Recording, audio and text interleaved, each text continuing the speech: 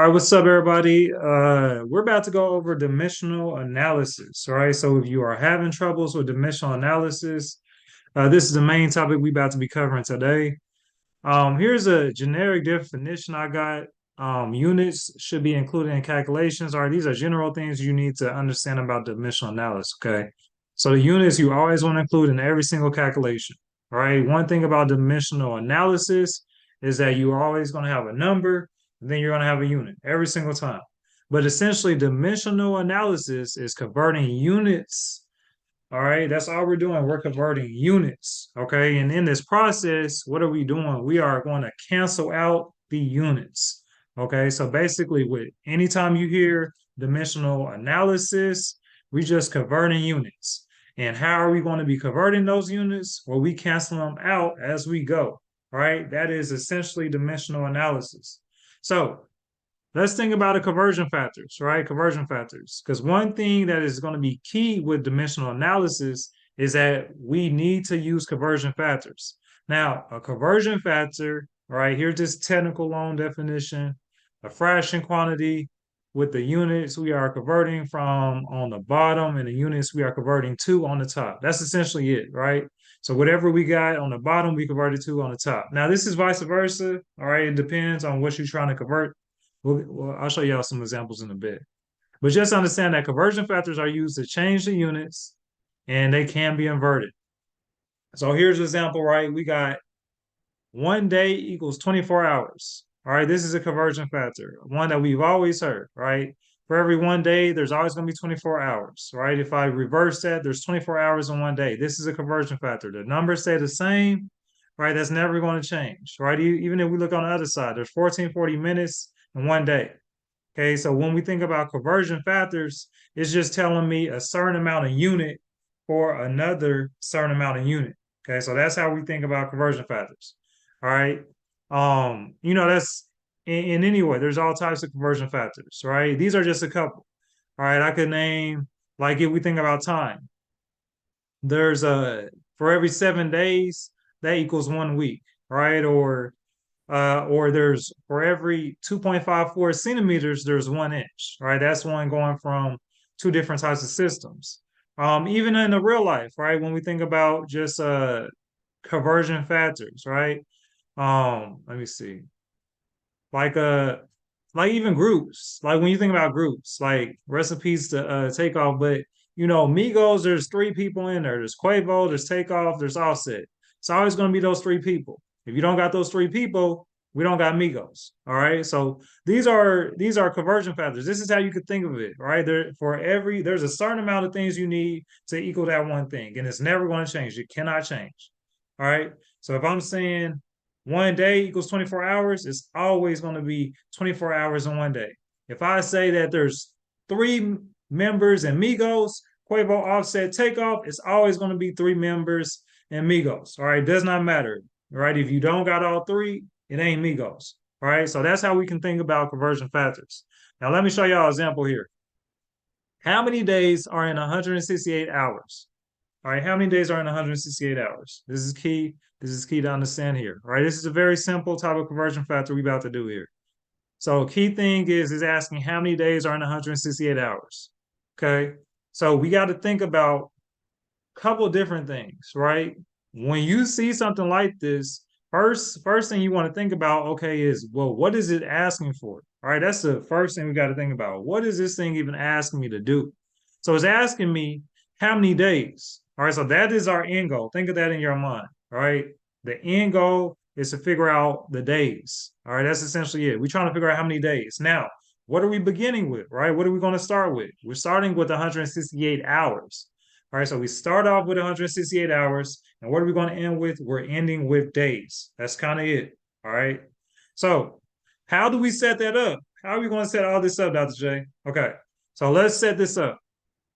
So the first thing you need to do is I need to set up my 168 hours, right? This is my beginning, right? This is what I start off with.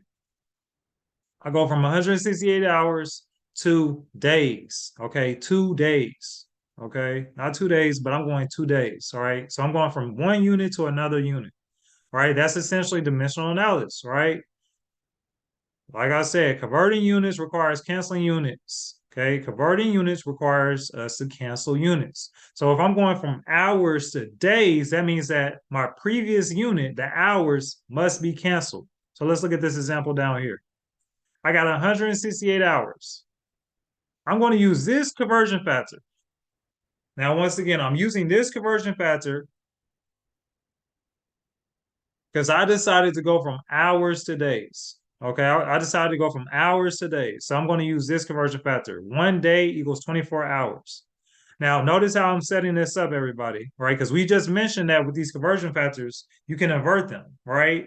My 1 day could be on top or my 1 day could be on the bottom. How do I know where to put my days and hours for my units? The key thing is we got to cancel those out, right? That's how we know. So when we're looking over here with our 168 hours as our starting point, right? Pay attention to this. Is that this starting part, right? This point is 168 hours over one, right? Is 168 hours over one. Okay, that's how we have to think about this. This is our numerator, and our denominator is the one. All right, it's implied one there, so we don't see it. Okay. Now, how do we use the conversion factor? We set it like this, right? I'm reiterating things, right, just to make sure you guys understand. Okay, but 168 hours times the conversion factor gives me my answer. This is essentially every single time for dimensional analysis. We have a starting point, you multiply that or divide by a conversion factor, and then depending on what you're trying to go to, right, you might need one or two or three conversion factors to get to your final unit that you're trying to convert to. All right, so if we look at this example, 168 hours times this conversion factor. The conversion factor I chose to use is 1 day equals 24 hours. What happens to my hours here?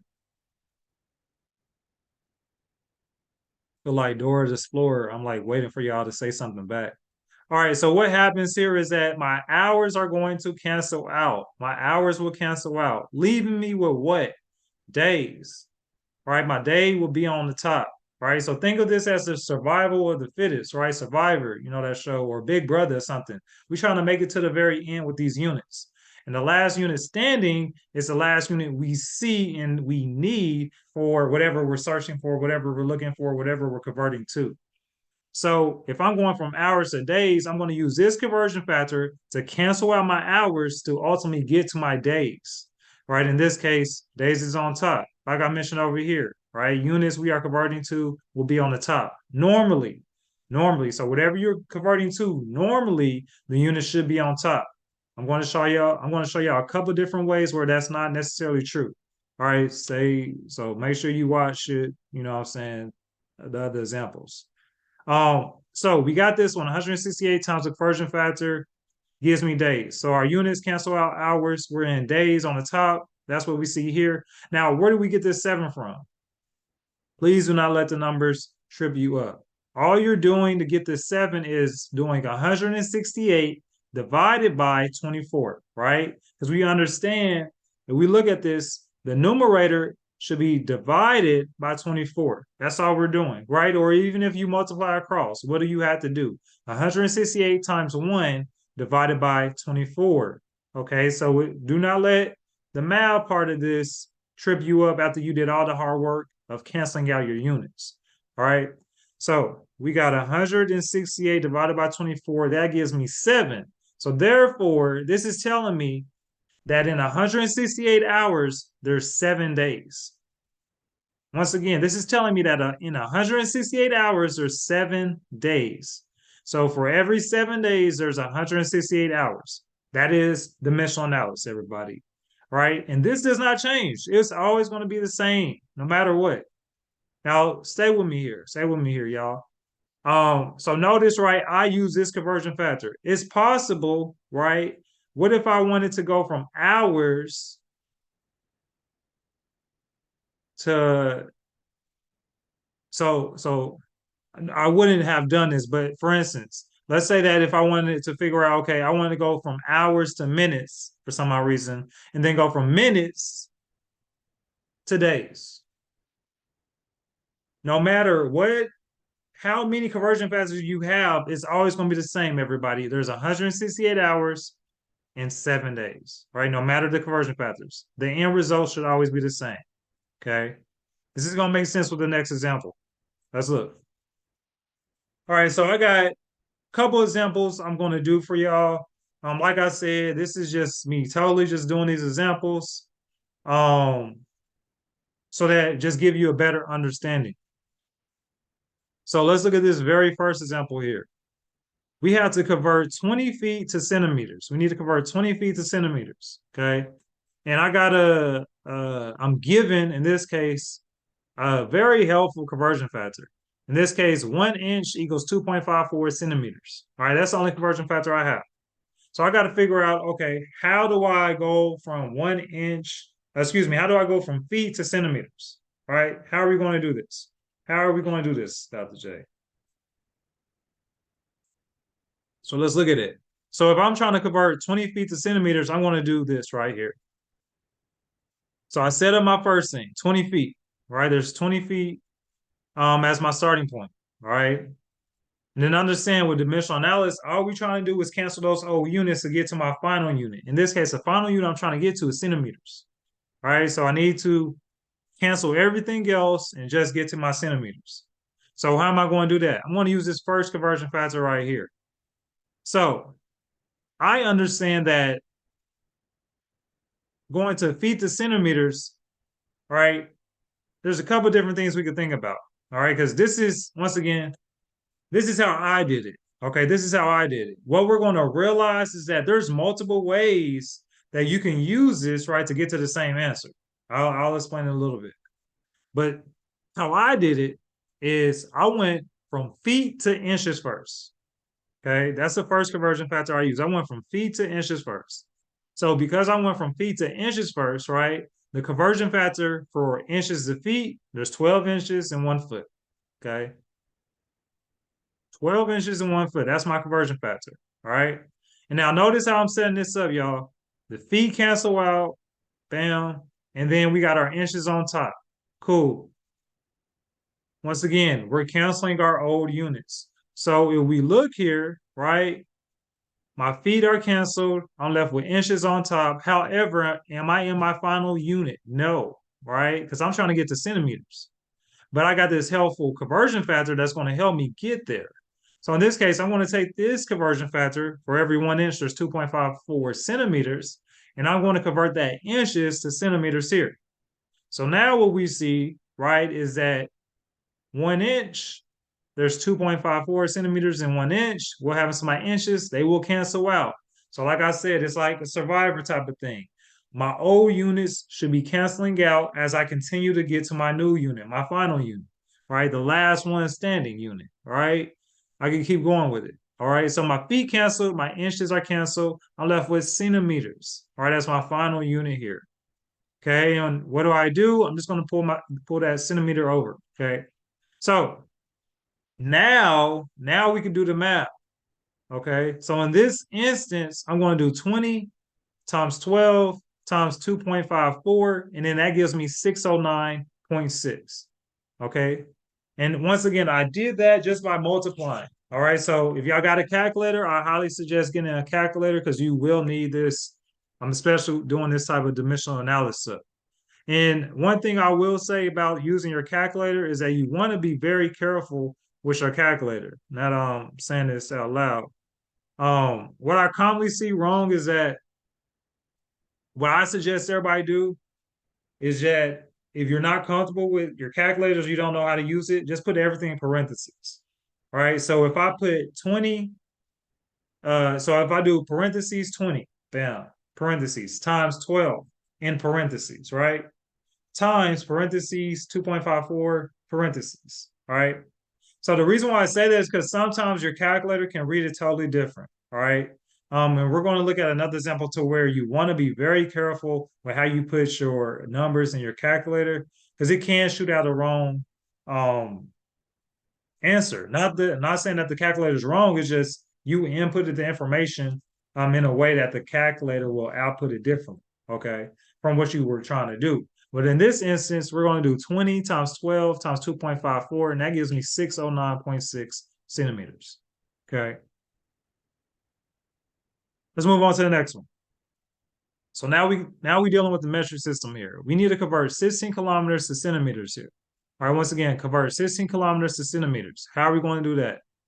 So all we're doing here, let me just show y'all, is we're going to convert 16 kilometers once again to the unit I need. So in this case, I'm going to convert it to meters first. Once again, this is how I did it. This is how I did it. What we're going to learn with dimensional analysis is that there's multiple ways to do a problem, but it still should give you the same end result.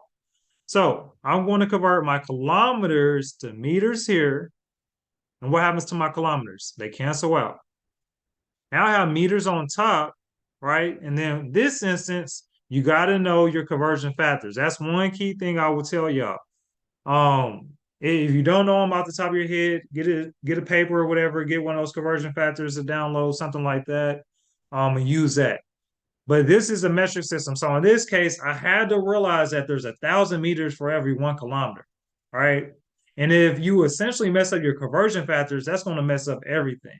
So if I had said, okay, wait, there's 100 meters in 1 kilometer, that would have impacted my final result, right? So you see how important having the right number in your conversion factors can be. So now my kilometers are canceled. Meters are on top here. But notice, what are we trying to get to? Centimeters, right? That's what we're trying to get to. So now I'm going to convert my meters to centimeters.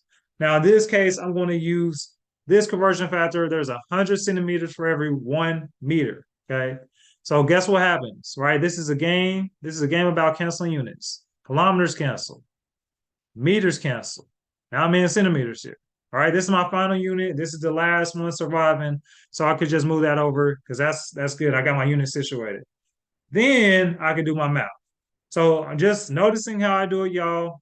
I like to focus on the units first, then do my math second. All right. That way, if I know I got my units correctly, my numbers should be fine. Because understand that the conversion factor numbers, you don't mess with those. You keep those the same.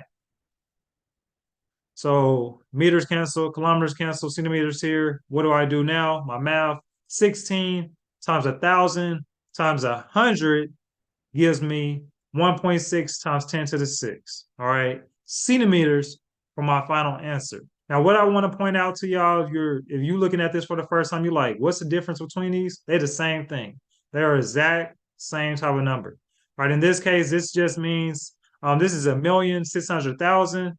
All right, that's just a plain old number, 1,600,000.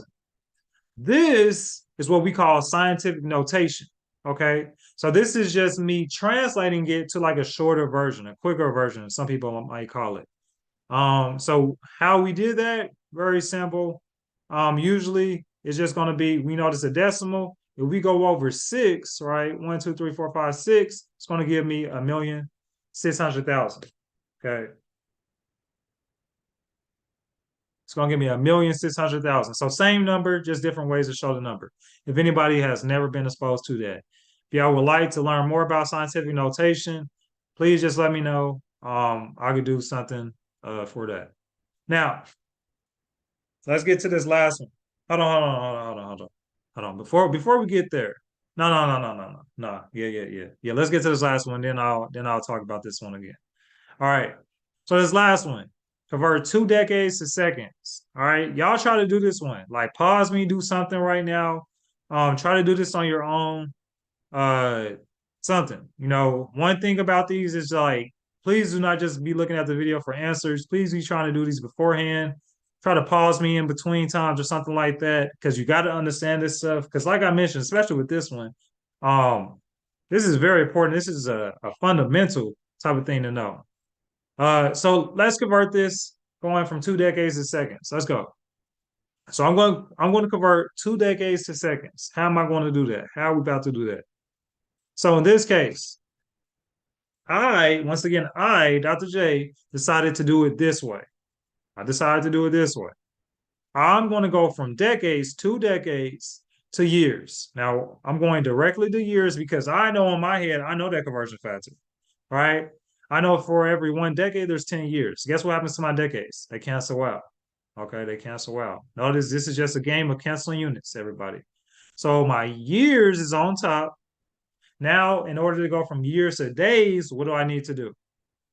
I'm going to use my next conversion factor, right? I know that there's 365 days if it's not a leap year in 1 year, right? This is just a regular old year. Okay. I don't think it's a leap year this year. But anywho, 365 days for every 1 year. Now, guess what happens to my years? They cancel out. My years cancel out. My decades have cancel out. And now I'm in days. All right, just notice. Notice the units as they keep going, canceling out. It's going to be the same thing. Now, I still need to get to seconds, so I'm still not there. So now I'm going to go from days to hours. And I'm going to use this conversion factor right here because I know that there's 24 hours for every 1 day.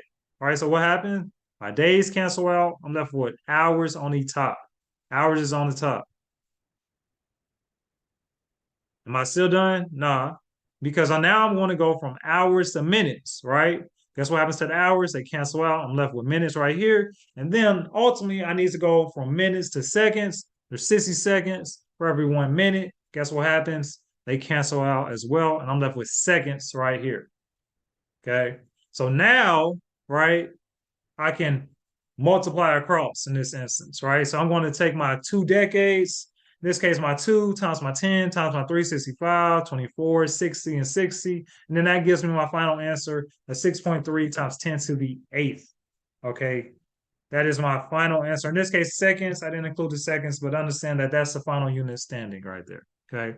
So this is a great way to think about just converting units. Now, this is what I want to tell y'all is that dimensional analysis, I've been mentioning that there's several ways you could get to the same answer, right? Because at the end of the day, there in 2 decades, it's always going to be 6.3 times 10 to the eighth seconds. That's never going to change. But what can change is how we get there. Okay. Stay with me here. So,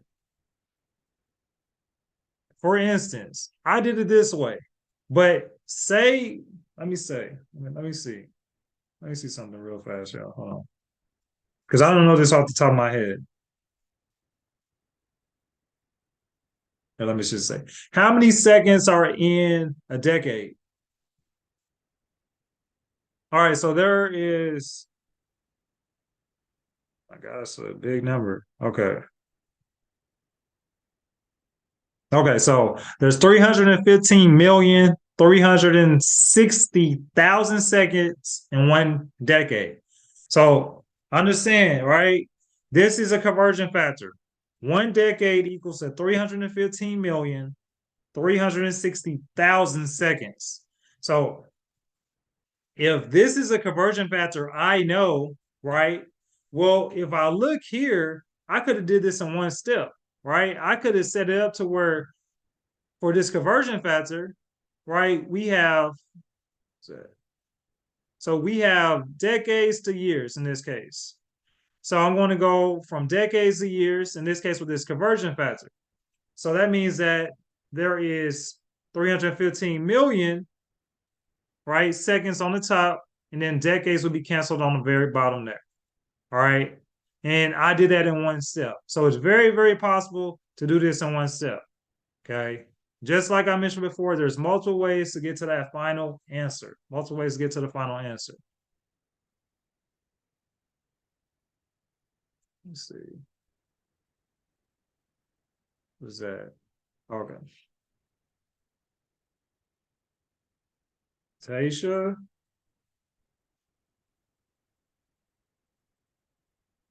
Slowing up. Okay, we're gonna see what happens. All right. So let's look at another example right here.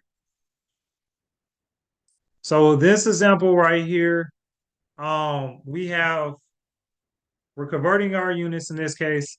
We're going so this one's a little bit different from the previous ones. All right, so what do we notice as different from the previous ones? In all these instances, we were going from 1 unit to another 1 unit. Okay, so we didn't necessarily have the 2 units like we have in these two problems right here. Okay, so how are we going to convert this first one? Let's look at this first one before we get to the second one right here. So convert 15 kilometers per liter to miles per gallon. Once again, we're going to convert 15 kilometers per liter to miles per gallon. Now,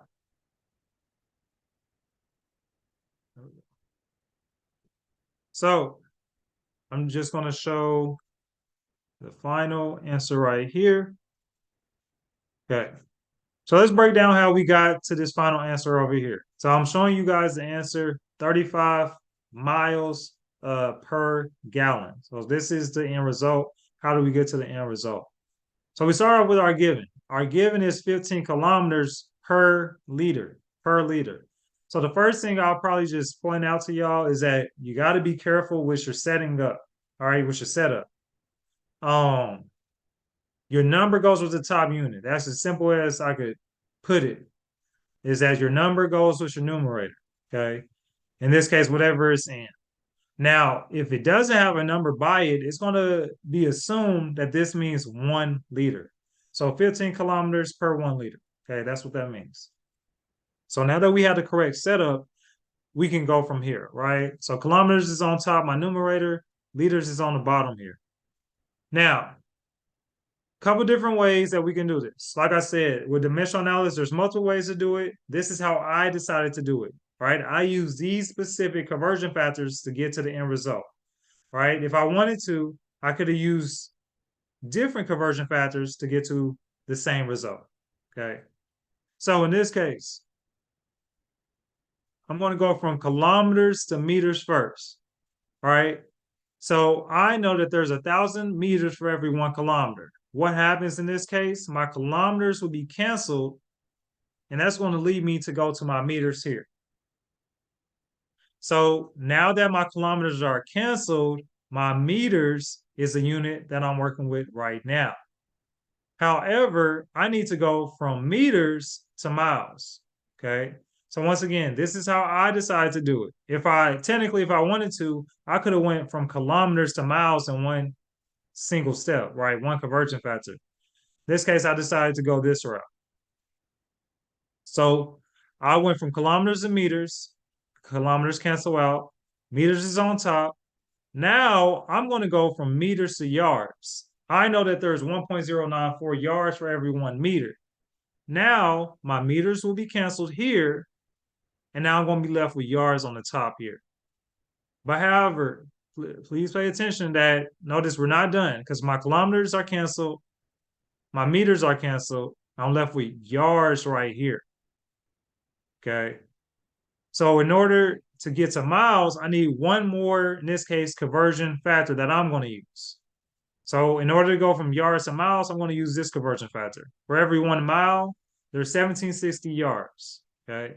So now my yards are going to be canceled out, and I'm left with my miles on top. So notice what happened here. My yards canceled out. My meters canceled out, and my kilometers have all canceled out. So I'm only left with my last unit on the top, in this case, miles. Now, are we done yet? No, we are not done because we need to convert our liters to gallons, right? So if we had just stopped here, right, that would not give us the correct answer, right? Because we just converted our kilometers to miles. We didn't convert our liters to gallons yet. So how are we going to do that? So I'm going to convert my liters to quarts. Once again, I decided to go to quarts because I know that there's, for every 1 liter, there's 1.06 quarts. So guess what happens to my liters? They cancel out. And I'm left with quarts on the bottom here. Okay. Now, after that, I do need one more conversion factor because now I'm in quarts. My liters are canceled. And once again, my liters are canceled with the very beginning, right? My starting point right here. So liters canceled, bam, we're in quarts. And now I need to go from quarts to gallons. So what do I see here? I'm going to use this conversion factor, 4 quarts for 1 gallon. My quarts are going to be canceled here, leaving me with just my gallons on the bottom. So once I get my units squared away, now, right, I could just worry about my mile because I have my miles on top, gallons on bottom. And doing this, right, very simple. Like I mentioned, I'm going to talk about 2 different ways right now as far as how you want to do your math. So you can do it this way. You can do 15 times 1,000 times 1.094, and then that gives you a certain number. All right. So if I do it that way, 15 times 1,000 times 1.094. That gives me 16,410. Then I can divide by 1760 here. Then that gives me 9.323. Then I take that number that we have here, and then I'm going to divide it again by 1.06. That gives me a number of 8.7. And then lastly, I'm going to multiply by 4. And then that gives me my answer of 35, in this case, 0.18. So again, that's the way that I got my answer by multiplying, right? 15 times 1,000 times 1.094, getting that number, dividing by 1760, then this number dividing again by 1.06, then this number multiplying by 4. Now, another way to think about this, and I find a little bit quicker, is if you just multiply all your numerators together, that's your top number. Then you multiply all your denominators together, that's your bottom number. Then you can just divide top by bottom. So what I mean is that, say for instance, I just multiply 15 times 1,000 times 1.094 times 1 times 1 times 4. That gives me a top number of 65,640. All right, that's my numerator number. Now I'm going to divide that by my denominator. So if I do that, that's going to be 1760 times, in this case, 1.06, because everything else is implied 1, 1 times 1 times 1, and times 1 over here. Then my bottom number is 1865. If I divide 65,640 divided by 1865, that gives me the same exact answer of 35. Okay. So like I mentioned, just multiple ways to think about how to do dimensional analysis. Me personally, I like to do the second way where I just multiply across and then I divide my last two numbers.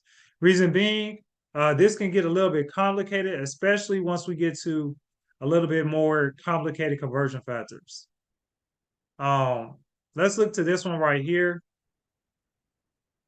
So there is a car tire that has a pressure of 32 psi. PSI is just pounds per inch squared. What is the pressure in grams per centimeter squared?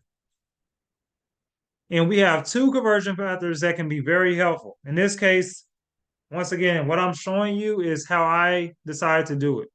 But you can easily use different conversion factors to get to the same answer, as I mentioned before. So with 32 psi or pounds per inch squared, what are we noticing in this case, right? Notice that there's an inch squared here, right? How do we go from inches squared to centimeters squared? That is a great question. So let's cover it.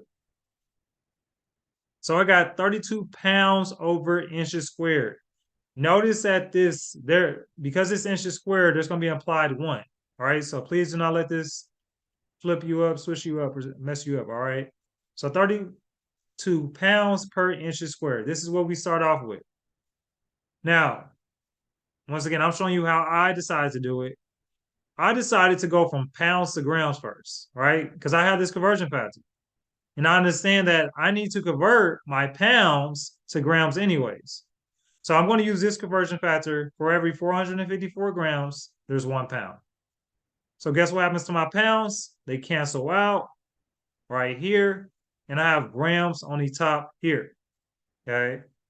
Now that my pounds are canceled, I'm left with grams on top. My top unit or my numerators are set. They're fine. Let's focus on this second part, which is the denominator part. How do I convert inches squared to centimeters squared? So what we're going to have to do with this one is that we're going to take this conversion factor here, right? 1 inch equals 2.54 centimeters. So if I take this conversion factor and if I place it here, setting my inches on top, because I understand my inches need to cancel out, centimeters on bottom, right? That's going to give me my centimeters on bottom. But if I just use this conversion factor by itself, what happens? My inches will not fully cancel out, right? I only have 1 inch here. but I have inches squared here. So how do I cancel out, right, my inches squared? As well as this is only giving me centimeters, so it's still not squared. So in order to basically cancel out my inches squared and then to get to centimeters squared, I need to square my entire conversion factor. So when I square my entire conversion factor, what happens? This 1 becomes 1 squared, right? Because if I square the entire thing, the units will be squared and the number. So this is a 1 squared, which is just 1. And then my inches, guess what happens? It becomes inches squared. So now my inches squared can cancel out with this inches squared over here. Okay. Now let's look at the bottom because this is key. This is key. This 2.54 is no longer 2.54. This is 2.54 squared. So 2.54 squared, when you go to do that, is, what's that? 6.4. Okay. And then notice what happens with my units, right? My centimeters become centimeters squared. So now that my everything is square now, we can go and do our math, right? So I can do 32 times 454 times 1 squared, which gives me my top number. Then I can do 1 times 1 times 2.54 squared, which in this case is 6 something, all right? So if we do our math, we're going to see that we're going to get 2251.84 as our final answer here, all right? 2,251. And carrying the units over, our grams is still on top, and our centimeters squared is on the bottom here, okay?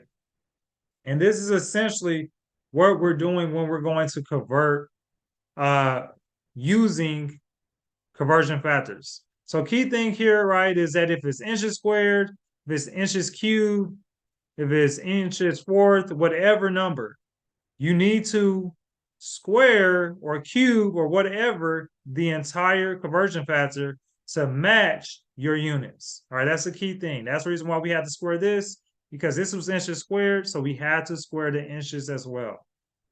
Tasha, am I saying your name right? Tasia.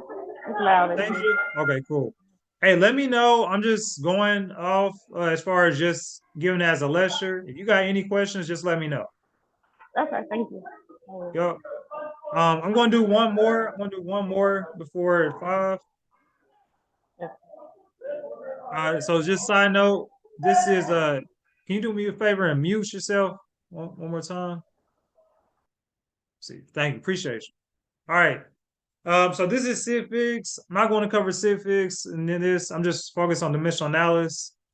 Let's look at this last one. So this last one is what I would consider a pretty complicated one, not too complicated. So we have the density of propane. The density of propane is 36.28 pounds per feet cubed. And we need to convert this to kilograms per meters cubed. Once again, we got to convert pounds per feet cubed to kilograms per meters cubed. Okay. Now we have some conversion factors that can be helpful. These are the ones that I'm going to use. I decided to do it this way. So let's show how I decided to do it.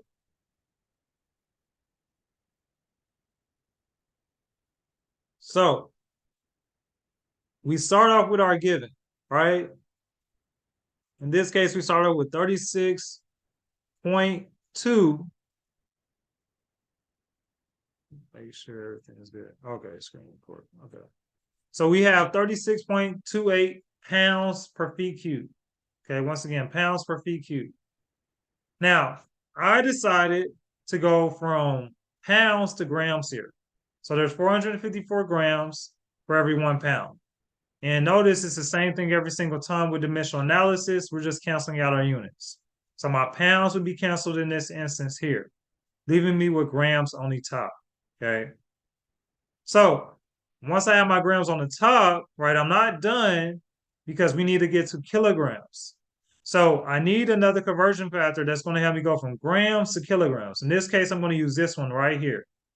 For every 1 kilogram, there's 1,000 grams. So notice what happens. My pounds have canceled out. My grams have canceled out. Now that's left me with kilograms, the last unit standing here. So notice, right? Notice where everything kind of ends, right? In this case, my kilograms is in my numerator, top position, and that's what we should see here. The kilograms should end at the very top position. So now that I have that squared away, I want to focus on my denominator. In this case, my feet cubed. So I need to go from feet cubed to meters cubed here. And I have a helpful conversion factor in this case. So I'm going to go from feet, in this case, to inches. So I'm going from feet to inches first. Now, the reason why I decided to go from feet to inches is because I need to get to inches so I could convert that to centimeters, right? To get out of this US system to the metric system, right? So I go from feet to inches. Now I'm going to use this conversion factor for every 1 foot, there's 12 inches. Now notice something here. I cannot just leave this conversion factor the same, right? I'm going to have to cube this conversion factor. The reason why I have to cube this conversion factor is because my feet is cubed over here. So in order to cancel out feet cubed, I need to cube my feet over here. So this is what we see over here, right? Feet is cubed and inches are now cubed as well.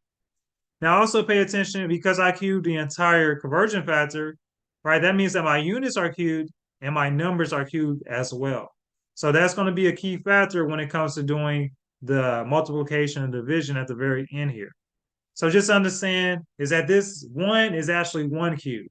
This 12 is actually 12 cubed. And 12 cubed is actually 1728. All right, so that take that account when you're doing your math here. So once I get that situated, right, my feet cubed are canceled. Now I'm in inches cubed.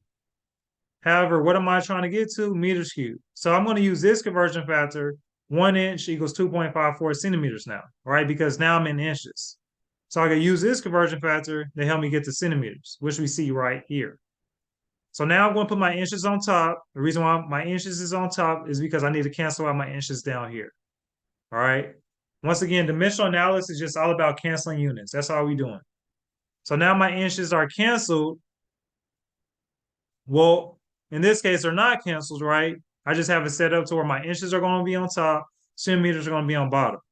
Now, in order for my inches cubed to be canceled, guess what I need to do again? I need to cube my entire conversion factor. All right, because this is inches cubed. This isn't just inches by itself. This is inches cubed. Because right before we had cubed it. So now my inches are cubed. Once I cube this entire conversion factor, and guess what happens to my centimeters? They're cubed as well. Okay. So now that I have this cubed, understand that this is actually 1 cubed in inches cubed, and this is 2.54 cubed centimeters cubed. Now, the last thing I want to do is I need to get it in meters. So in this case, I know that for every 1 centimeter, there's 0.01 meters, okay? So, or you could do the vice versa, or use another conversion factor, 100 centimeters for every 1 meter. Totally up to you. This is how I decided to do it. So, my centimeters will be on top, meters on the bottom. However, this is centimeters cubed. So guess what I need to do again? I need to cube my entire conversion factor. So my centimeters become centimeters cubed and my meters become meters cubed. So now they're able to cancel out. I'm left with meters cubed on the bottom. And now we can just do our multiplication. So we can do 36.28 times 454 times 1 times 1 cubed, right? Times 1 cubed times 1 cubed. And that's going to give me my top numerator number. And then I'm going to do the same thing on the bottom. 1 times 1,000 times 12 cubed.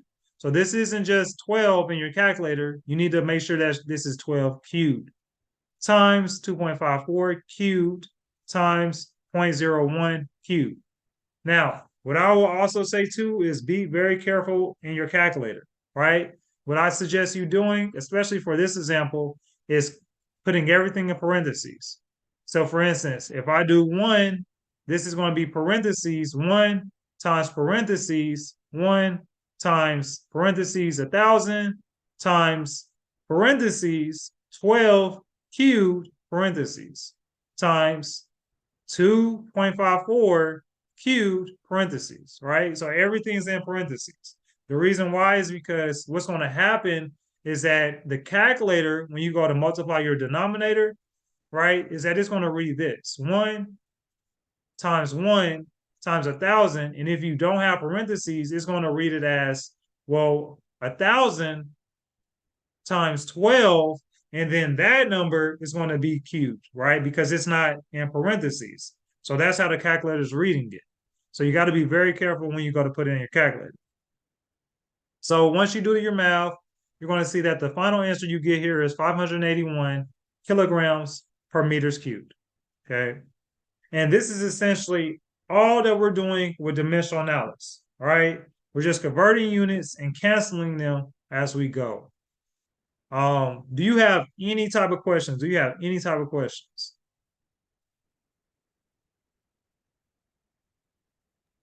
I don't think I do. I missed the beginning, but parts that I saw, I understood. Okay, okay. I'm going to put this up probably by tomorrow. So I covered the beginning, or if you want me to like go over an example of another just to reiterate it, I'm fine to do that too. Just let me know what you want to do.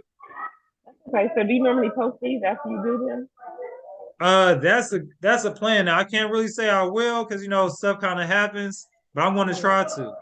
But what I can do is if you want to just see the beginning, like an example of one of these problems, I can show you that. Okay. I think I got it. I think I got it. Okay. Okay, cool. Cool. Um, yeah, so if you got any questions, just email me, let me know. But if not, that's essentially everything I was going to cover in this hour.